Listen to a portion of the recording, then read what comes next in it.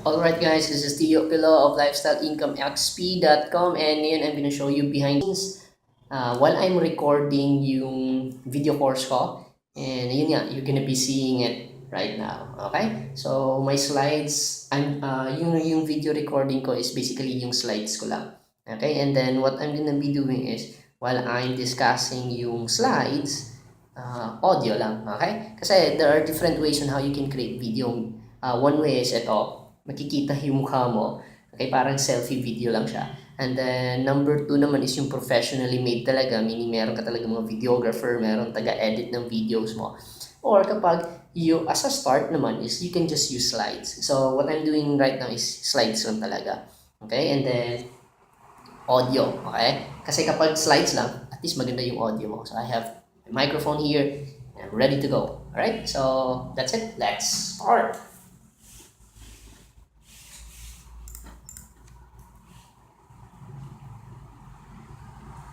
Testing muna ha.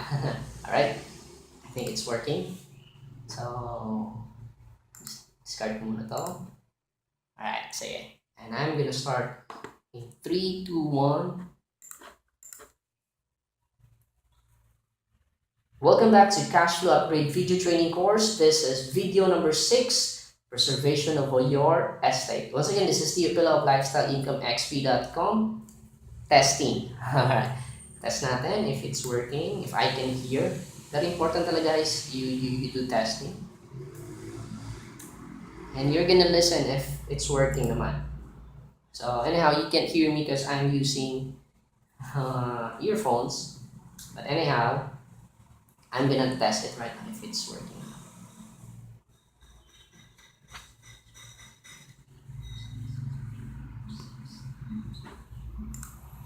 Okay naman so far. Okay, and if you notice, medyo mainit because I'm not turning on my aircon or electric fan kasi minsan then it will sa sound set, alright? Pero yun, as you can notice, very silent. Pero medyo may echo kasi nandito ako sa room ko. But anyhow, continue, alright? Sige. 1, 2, 3.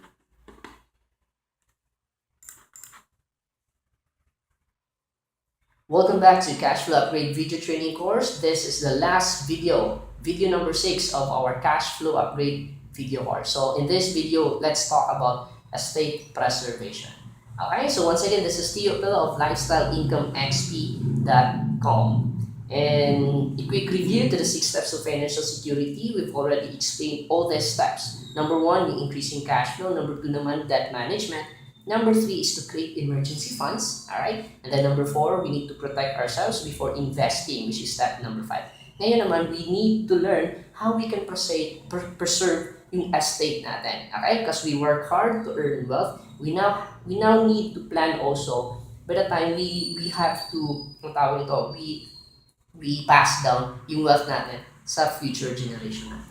Okay? So basically, ganito yung steps na we already discussed in the past few videos. So number 1, we need to have a positive cash flow. Okay? So income coming in must be greater than the income going out, which is yung cash outflow. So that is step number 1. We need to increase yung cash flow natin. If you have a source of income, dapat meron ka mga part-time job, freelance career, sideline business, and investments on the side para meron kang additional sources of income. Number 2 naman of increasing our cash flow is we need to manage our lifestyle, our needs, our wants, and most especially yung debts natin. Kung pwede, we need to minimize debts or eliminate debt. Okay? Once yung wealth bucket natin will start to overflow kasi we are putting more income in than going up. So we have what we call an overflow. Itong overflow na to, we can now start building yung emergency funds natin. Okay? Because yung goal natin is we don't wanna go back into debt. Okay? Ayaw natin emergency loans. Dapat meron tayo emergency funds. Okay? And once we have that fund, so we will now start to build a solid financial foundation. So before going into any kind of investments, first we need to protect ourselves. In case something happens to us, meron tayong insurances, healthcare, dapat wala na tayong utang, okay? And once we start building a solid financial foundation, we can now venture into different types of investments. Because sooner or later, yung goal natin is we want to become financially free. Okay? And once nagawa natin to, we will be able to build wealth. Ito na yung wealth natin. We work so hard to have wealth para sa family natin. The next question would be is, once meron na tayong wealth, how can we pass that down to our future generation? Okay? That's why it's very important also to learn about wealth preservation. Okay? So basically, what do you mean by estate? Okay? So it means yung net worth of a person. Basically, ito yung assets natin minus yung liabilities. In simple definition, everything you own under your name. Okay? Lahat ng mga properties mo, lahat ng ari-arian mo, lahat ng mga negosyo mo, under your name minus yung mga kailangan mo bayaran o yung mga utang mo, yun yung estate. Okay? Again, assets mo minus liabilities, net worth of a person, yun yung estate mo.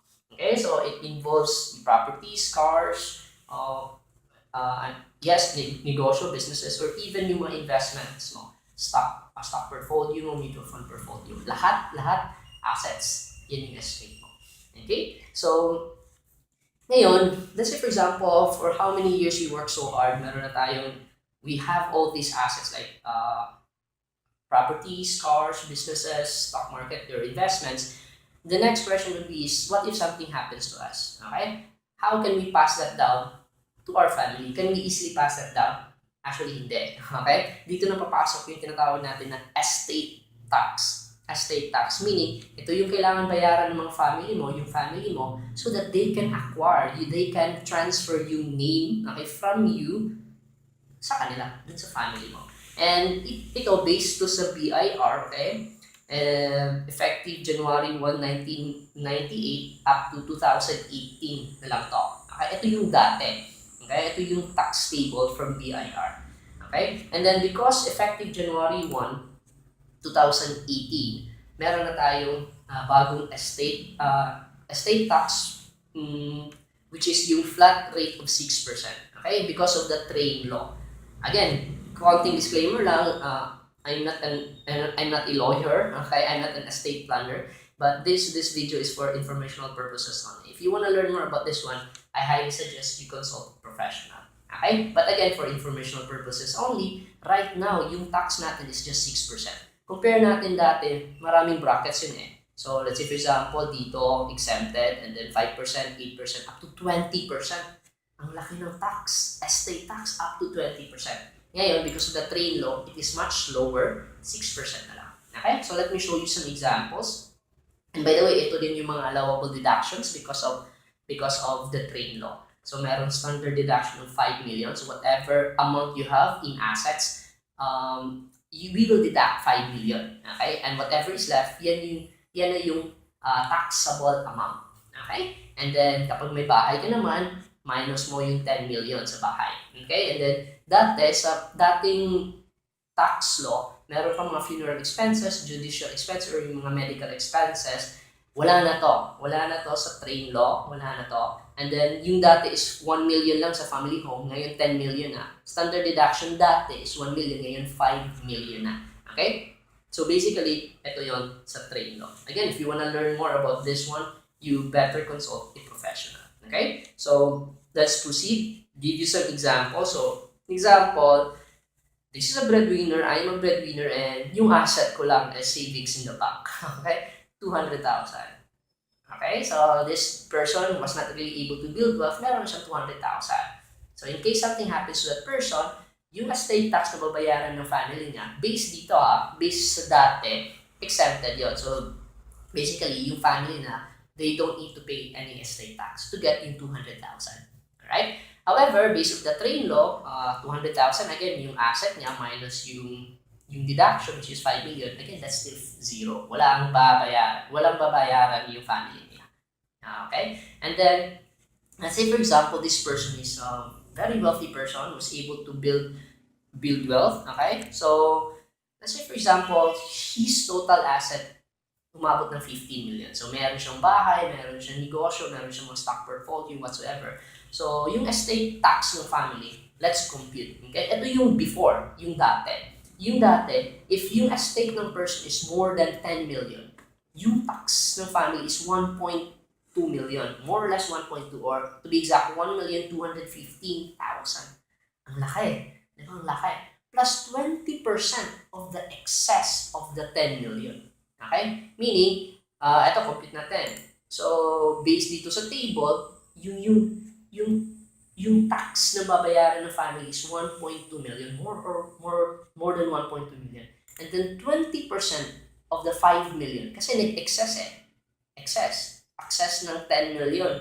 Okay? I mean, 15 million yung asset niya, yung excess ng 10 million is 5 million. So 20% of that is 1 million. So yung total estate tax ng family, okay, is 2.2 million. More or less, 2,215,000. Kailangan bayaran ng family para ma-acquire nila lahat ng assets ng breadwinner. Okay? Kapag hindi nila yan mabayaran, these assets will be frozen, hindi nila makukuha, they cannot enjoy the wealth. Okay? That supposedly deserve para sa family nila. Okay? So, do you like that? Hirap no, di ba? That's why estate planning is something that we also need to really prepare about. Pero good news, because of the trade law, ganito. Assuming because of the trade law, assuming yung business owner, yung breadwinner was able to accumulate a total estate of 20 million. 20 million. Yung flat rate natin is 6%, di ba? 6%. Alright? So, compute natin. Using yung mga deductions, okay? Meron tayong mga deductions, di ba? So, example, yung bahay ng family or nito, yung breadwinner, minus mo yan ng 10 million. Okay? Tapos, meron siyang car na 3 million, stocks worth 3 million, and other assets worth 4 million. Okay? So, ganito yung computation. So, I don't know, I hope I am clear. Okay? I hope you're able to catch up. But anyhow, ganito yung computation. Yung total estate ng family is 20 million minus ng 10 million sa family home. So, assuming natin yung home ng family is 10 million. Okay? And then, minus yung standard deduction, which is yung 5 million.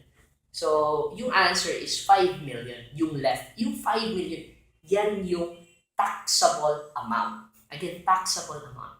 Alright? So, meron na tayong 5 million. I-multiply natin sa 6% flat rate. 6%. Meaning, yung kailangan bayaran ng estate tax ng family is just 300,000.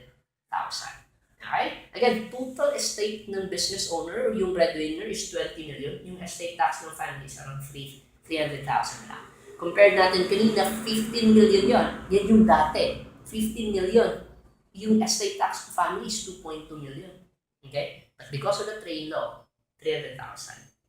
Okay, so that's why, as you can see, estate planning is something very powerful. It's something that we need to also learn because sooner or later, we work so hard to build wealth. And it's very disappointing, it's very sad kapag lahat ng pinaghirapan natin, we cannot pass it down dun sa family natin.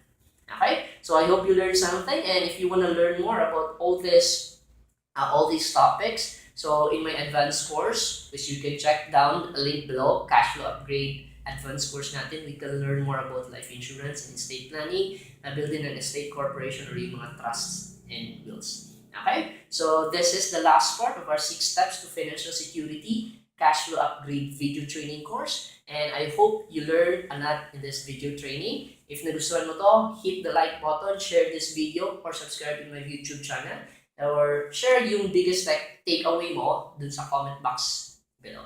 Alright, so if you want to learn more, again, meron tayong advanced course, and if you want to attend a live training, meron din tayong link below. Alright, you can coordinate with me so you can schedule live training. If gusto mo naman, okay lang sa iyo yung webinar training, meron din tayong free webinar training. There's a link below. Okay? So once again, Theo here, and I'm so excited para sa iyo. I hope you learned something, and God bless. See you in the next video.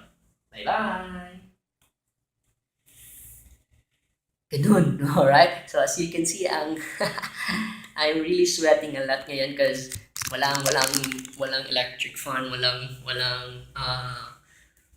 aircon.